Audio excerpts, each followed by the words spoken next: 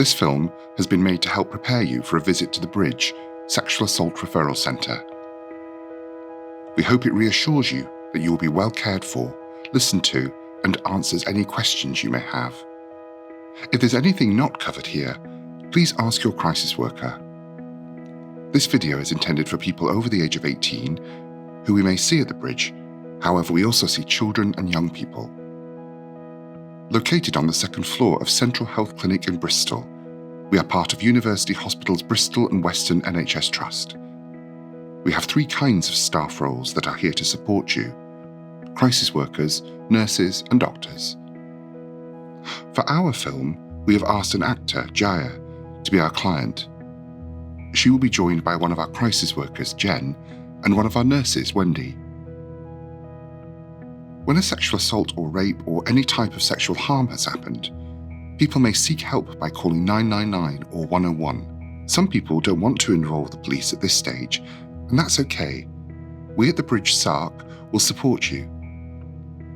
Some people contact the Bridge themselves, and this is called a self-referral. Sometimes people are not sure what has happened, but are worried, and we can help in that situation as well. Here, Jen is talking with Jaya on the phone. She is listening, supporting, and discussing the options that we have available at the Bridge. One option that is offered is a forensic medical examination, also called an FME. As the FME is a self-referral, you will make your own way to the Bridge.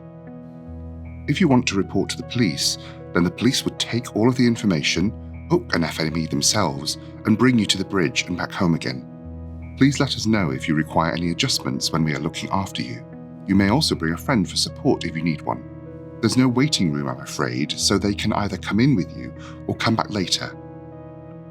The FME can take about 3 to 4 hours. We ask that you call us first so we can be ready for you, and there will be no waiting. When you arrive, there will be no rush. We will offer you a drink, and you will have time to meet the people looking after you, find out more about the examination, and ask any questions you may have. As a crisis worker, my role is to work alongside a forensic medical team and act as your advocate and represent your best interests from the moment you arrive at the Bridge to the moment you leave. Crisis workers understand how important it is to have your voice heard. We also make great cups of tea and are very good at holding hands.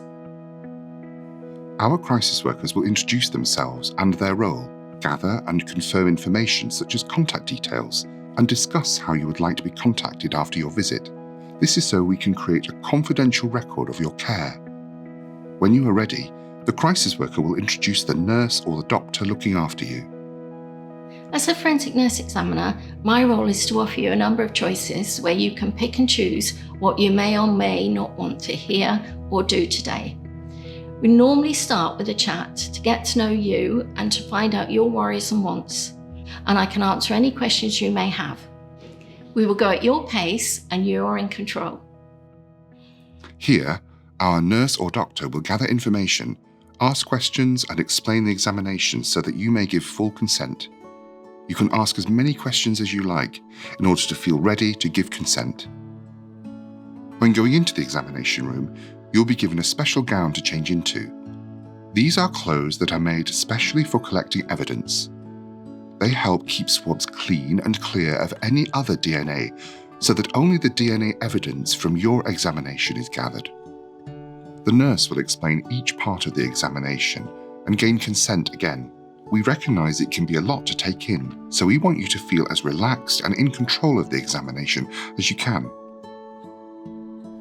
The nurse will check for any injuries, usually starting from the head moving down, explaining and checking as they go. This can include an examination of your genitalia and bottom. The nurse can also take samples using swabs from areas of the body that DNA evidence might be located. The Bridge will hold on to these samples for just over 2 years until you decide what you'd like to do with them. In the event of a police-led examination, the samples will be taken away by them. The examination will be taken at your pace, and if there is any part of your body that you do not want examined, you will be supported in this. The crisis worker will be with you for the duration of the examination to offer support and explanation throughout. They will make sure that your voice is heard during the process.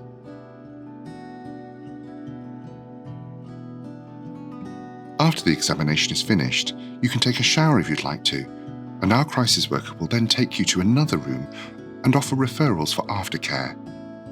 This can include a sexual health appointment, talking therapy, and any other referrals. We also see clients who do not want a forensic medical examination, or perhaps the assault was a while ago. You can still visit us for an informal chat, in person or by phone or email, to discuss referrals or support. We hope this film has been helpful for you and has prepared you for visiting us. Our staff are here to help and support you. If you have any questions at all, please let us know.